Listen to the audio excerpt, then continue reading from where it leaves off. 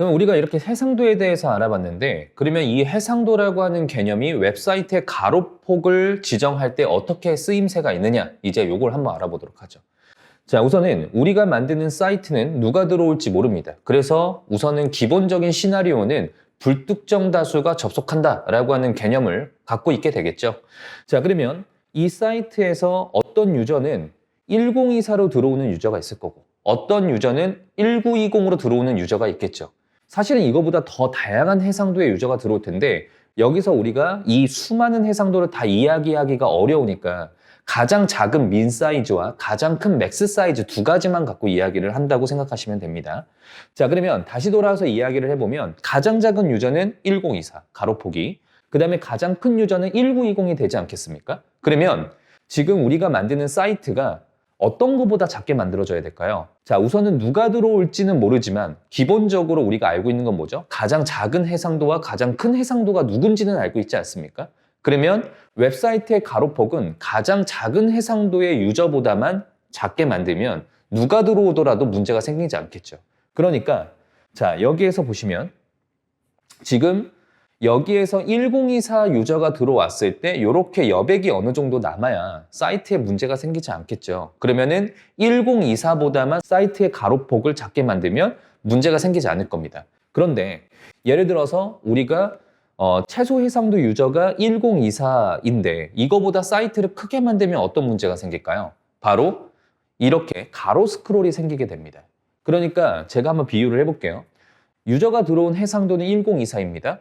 그런데 우리가 만든 사이트는 그거보다 더 큰 사이즈라고 가정을 해보죠. 예를 들어서 1920으로 사이트를 만들었다. 그럼 어떤 문제가 생길까요? 웹사이트의 컨텐츠는 1920 픽셀로 출력이 되고 있지만 유저가 볼 수 있는 화면의 해상도는 1024니까 여기가 요만큼 잘리게 되는 거죠. 그러면 가로 스크롤 바가 생겨서 사이트를 서핑하는데 굉장히 불편하게 되지 않겠습니까? 그러면 우리가 만드는 사이트를 어떻게 해야 될까요? 우선은 가장 작은 해상도인 1024보다만 작게 만든다면, 그러니까 1000픽셀 정도로 만들게 되면 1024 유저가 들어왔을 때 양쪽에 요만큼의 여백이 생기게 되고요. 그 다음에 1280의 유저가 들어오게 되면 그거보다 조금 더 넓은 여백이 생기게 되겠죠.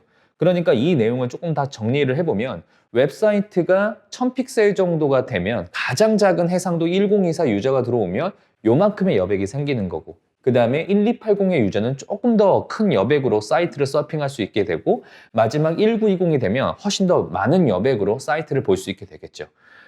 웹사이트를 만들면서 가장 많이 받는 질문 중에 하나가 이 양쪽의 여백값을 대체 어떻게 해야 되는 겁니까?에 대한 질문을 정말 많이 받거든요.